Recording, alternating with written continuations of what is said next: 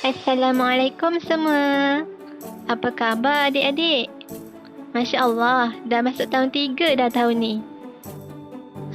Adik-adik kenal tak siapa ni? Ini Ustazah Anis. Ustazah yang akan ajar tahun 3 tahun ni. Hari ni kita akan mulakan pembelajaran daripada rumah. Adik-adik dengar baik-baik ya apa yang Ustazah ajarkan. Baik adik-adik, mari kita mulakan sesi pembelajaran kita ya. Adik-adik, hari ini kita akan belajar mata pelajaran sirah yang bertajuk Pelantikan Nabi Muhammad sallallahu alaihi wasallam sebagai rasul.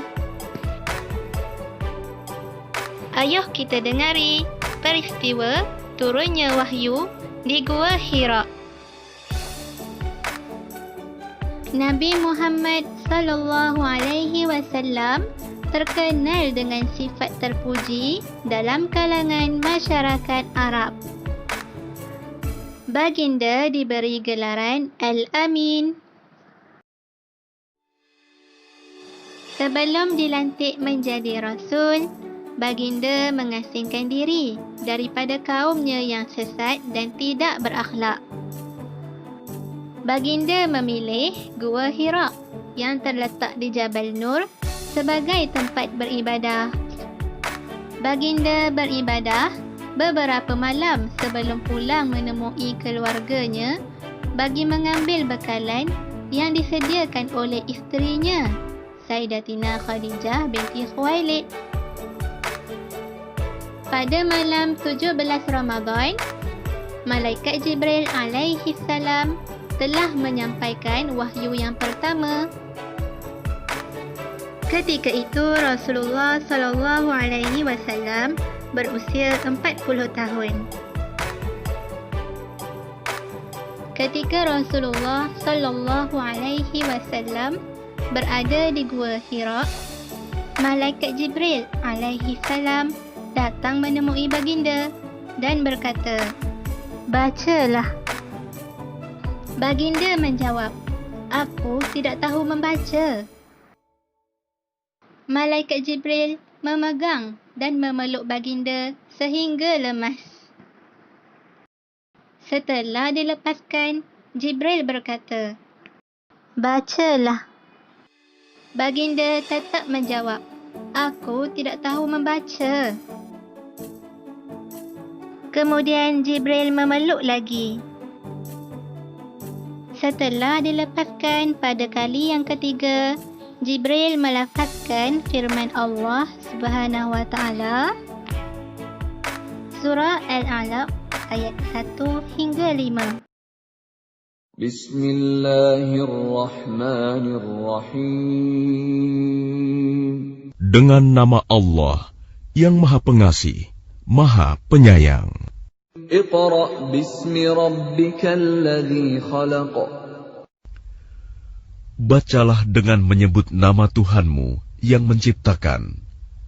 Khalaqal insana min 'alaq. Dia telah menciptakan manusia dari segumpal darah. Iqra' wa rabbukal akram. Bacalah, dan Tuhanmulah yang maha mulia. Alladzi 'allama bil qalam. Yang mengajar manusia dengan pena. 'Allamal insana ma lam ya'lam.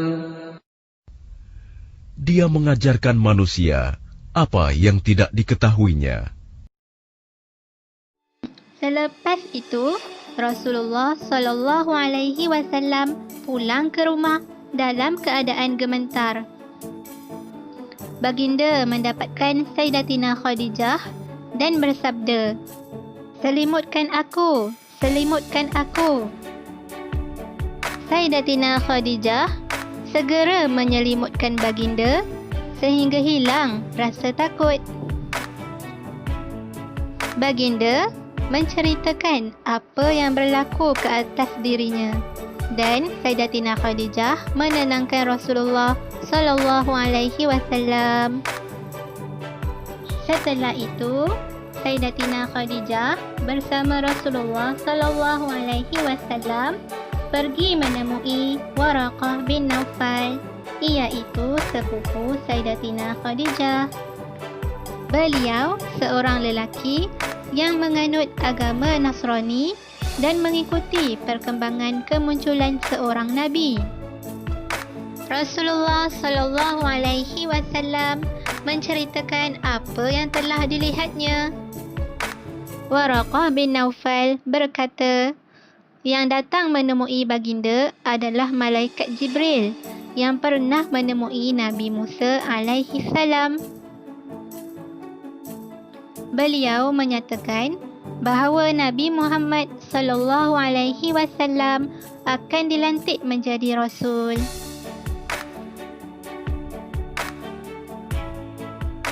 Okey, soalan untuk adik-adik hari ini ialah, apakah gelaran yang diberikan oleh masyarakat Quraisy kepada Nabi Muhammad sallallahu alaihi wasallam?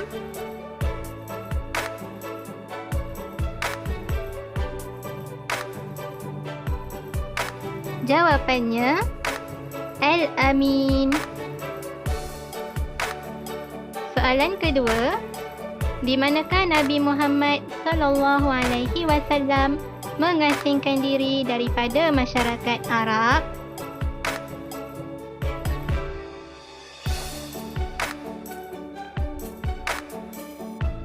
Jawapannya ialah Gua Hira di Jabal Nur. Soalan ketiga, bilakah wahyu pertama diterima oleh Rasulullah sallallahu alaihi wasallam?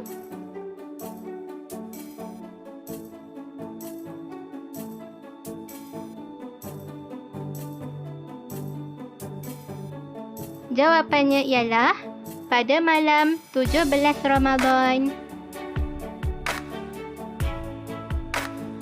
Soalan keempat, nyatakan surah yang pertama diturunkan kepada Rasulullah sallallahu alaihi wasallam.